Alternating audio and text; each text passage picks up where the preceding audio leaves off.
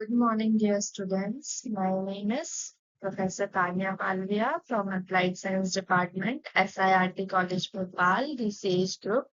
Today I am going to teach you about the energy system and its resources, which is a part of RGPV 4th semester ME branch, and the subject code is ES 401.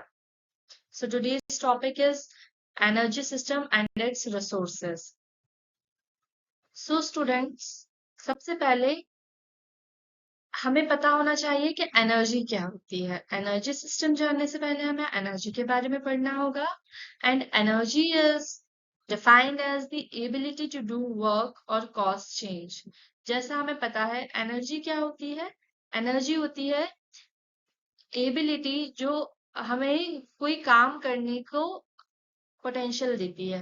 जैसे हमें कोई काम करना है तो उस काम को करने के लिए हमारे पास एनर्जी होनी चाहिए, और वो एनर्जी के डिफरेंट डिफरेंट सोर्स होते हैं, और यही एनर्जी के थ्रू हम किसी काम को कर सकते हैं या किसी काम को बदल सकते हैं। जैसे हमें आज ये पानी की बोतल है, एक जगह रखी है, उसे हमें फ्रिज में ले जाकर रखना है, तो उसके लिए हमें एनर्जी की जरूरत पड़ती है। हमें कॉपीज या किताबों को उठाने के लिए एनर्जी की जरूरत पड़ती है, या हमें एक जगह से दूसरी जगह तक जाने के लिए भी एनर्जी की जरूरत पड़ती है। तो ये एनर्जीज जो होती हैं डिफरेंट डिफरेंट टाइप्स की होती हैं। तो आज हम इसी को पढ़ने वाले हैं। So energy is often defined as the fundamental capacity to do work. जैसा हमें पता है काम करने के लिए एनर्जी एक फंडामेंटल कैपेसिटी होती है। इसी की वजह से मोशंस हो सकते हैं, या इसी की वजह से कोई फिजिकल चेंज हो सकता है किसी सिस्टम में।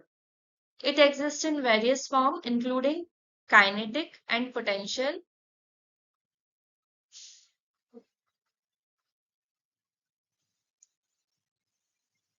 Including kinetic and potential. Kinetic energy जो हमें motion form से मिलती है, and potential energy जो हमें stored form में मिलती है. And as we know from the law of conservation of energy, it can neither be created and nor be destroyed. Energy को ना हम क्रिएट कर सकते हैं ना डिस्ट्रॉय कर सकते हैं, ये सिर्फ एक जगह से दूसरी जगह पर ट्रांसफर की जा सकती है। जैसा कि यहाँ पर आपको डायग्राम भी दिख रहा है, मैं आपको दिखाती हूँ। ये जो डायग्राम मैंने बनाया हुआ है, इसमें आप देख सकते हैं कि जो एनर्जी होती है हमें दो फॉर्म में मिलती है, एक काइनेटिक फॉर्म में और एक पोटेंशियल फॉर्म में। अब आगे हम पढ़ेंगे। देखो, एनर्जी को अगर हम दो पार्ट्स में डिवाइड करते हैं, जैसे कि मैंने यहाँ पर किया हुआ है, एक हमने काइनेटिक फॉर्म में किया हुआ है, एक हमने पोटेंशियल फॉर्म में किया हुआ है। सो जो काइनेटिक फॉर्म से हमें एनर्जी मिलती है वो होती है मैकेनिकल एनर्जी, जिसकी वजह से हम मोशन कर सकते हैं, या इलेक्ट्रिकल एनर्जी जो हमें फ्लो ऑफ इलेक्ट्रॉन्स की वजह से मिलती है, इलेक्ट्रॉन के मोशंस के कारण मिलती है। थर्मल एनर्जी, जिसको हम हीट एनर्जी भी बोलते हैं, ये डिफरेंट टाइप्स ऑफ पार्टिकल्स के मोशन के थ्रू हमें मिलती है। रेडिएशन एनर्जी जो हमें सनरेज से मिलती है, एंड साउंड एनर्जी जो कि वाइब्रेशंस के थ्रू हमें मिलती है।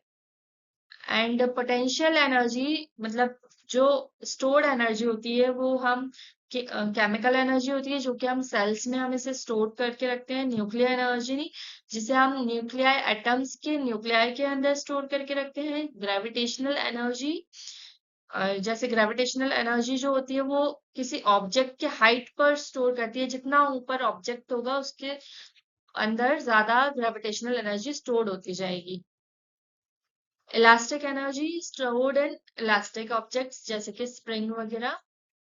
सो यहाँ पर मैंने आपको डिफरेंट फॉर्म्स ऑफ एनर्जी को डिस्ट्रीब्यूट भी किया हुआ है। Electrical energy, thermal energy, light energy, wave energy, heat energy, hydro electric energy and solar energy.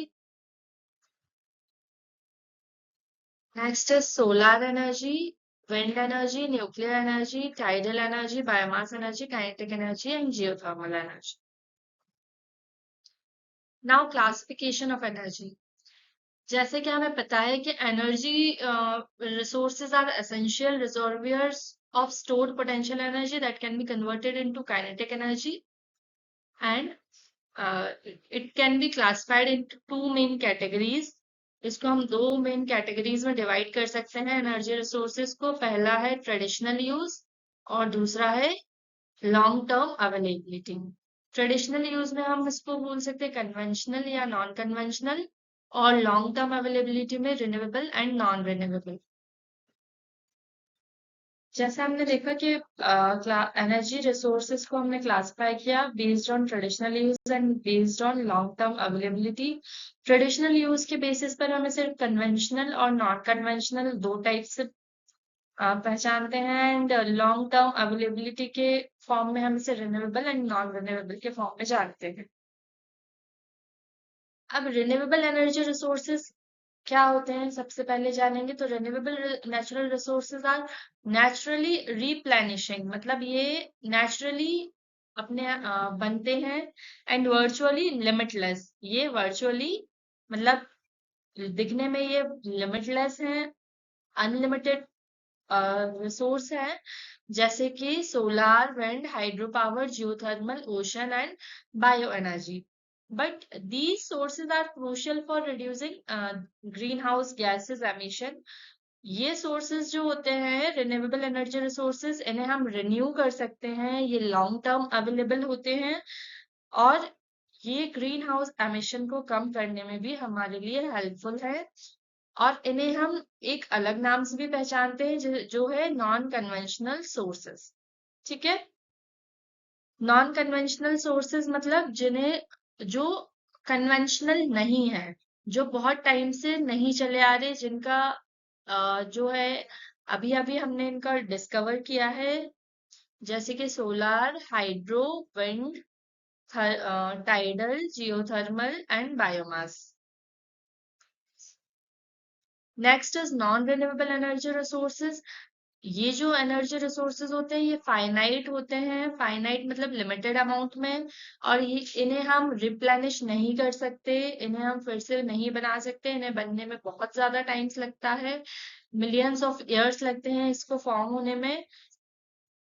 ये ऑर्गेनिक मैटर्स से बनते हैं जो बहुत सालों पहले के डेड प्लांट्स एंड एनिमल्स होते हैं वो डिकम्पोज होते हैं मिट्टी के अंदर दबकर, और मिलियंस ऑफ ईयर्स बाद ये एक फॉसिल्स के रूप में कन्वर्ट हो जाते हैं, फिर हमें एक बहुत अच्छा एनर्जी रिसोर्स बन जाते हैं, जिससे हमें बहुत ही गुड अमाउंट ऑफ एनर्जी मिलती है।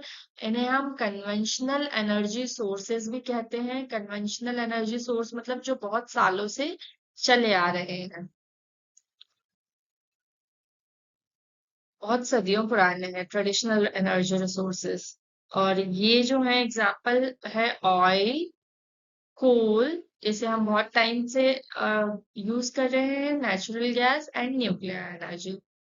जैसे कि आप जानते हैं कि ये जो ऑयल, कोल, नेचुरल गैस है, इनका हम यूज बहुत टाइम से कर रहे हैं as compared to renewable energy resources, जिन्हें हमने अभी अभी यूज करना स्टार्ट किया है, जैसे कि solar energy, wind energy, hydro powers. इसको मैंने फर्दर आपको क्लासिफाई करके बताया है conventional and non conventional. Conventional को हम कॉमर्शियल और नॉन कॉमर्शियल दो पार्ट्स में डिवाइड कर सकते हैं। कॉमर्शियल हो जाएंगे कोल, ऑयल और नेचुरल गैस या thermal powers, and non conventional हो जाएंगे फायरवुड्स। जैसे कि फायरवुड जो है हमें लकड़ी जंगल से हम लकड़ियां ढूंढ कर लाते हैं, वो भी क्या है, फॉसल्स होते हैं पेड़ों के, और उसे हम घर में चूल्हे पर जला देते हैं, तो ये नॉन कॉमर्शियल हो गया क्योंकि इसमें कोई पैसा नहीं लगता। Hydro power and nuclear power are also non commercial energy resources. Non conventional energy resources क्या है, solar energy, wind energy, tidal energy, geothermal energy, biomass energy. इसको मैंने अलग अलग फ्लो चार्ट्स में बनाया हुआ है ताकि आपको इसको याद करने में आसानी हो, या एग्जाम में लिखते समय भी आप इन फ्लो चार्ट्स का यूज कर सकते हैं। Next is energy system.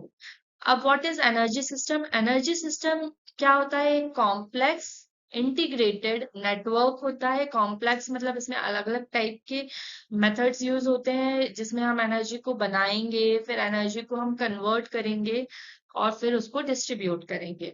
इसमें प्रोड्यूस कैसे उसको करना है, उसको कन्वर्ट कैसे करना है, उसको डिलीवर कैसे करना है, ये पूरा सिस्टम जो होता है उसको हम कंबाइनली एनर्जी सिस्टम कहते हैं। It encompasses the entire chain from primary resources to infrastructure. तो प्राइमरी सोर्स जैसे कि हम जो भी सोर्स यूज कर रहे हैं, coal, soil, wind etcetera, primary source से लेकर जब तक वो एंड प्रोडक्ट तक ना बन जाए, पूरा सिस्टम इंक्लूड होता है, उसे हम बोलते हैं एनर्जी सिस्टम। और इसमें हमारा एम क्या होता है? Maximum efficiency and ensure reliability. हमें मैक्सिमम एफिशिएंसी मिले और रिलायबल एनर्जी मिले, ये हमारा एम होता है। सो सो hope you understand well. If you have any doubt, please comment down below. Thanks.